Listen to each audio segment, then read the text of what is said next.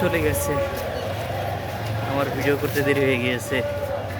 আমি ভিডিও ওকে ওকে চাপ না দিয়ে দাঁড়িয়ে রেখেছিলাম, এজন্য ভিডিও হয়নি। So sad. লোকজন খারাপ না, মোটামুটি।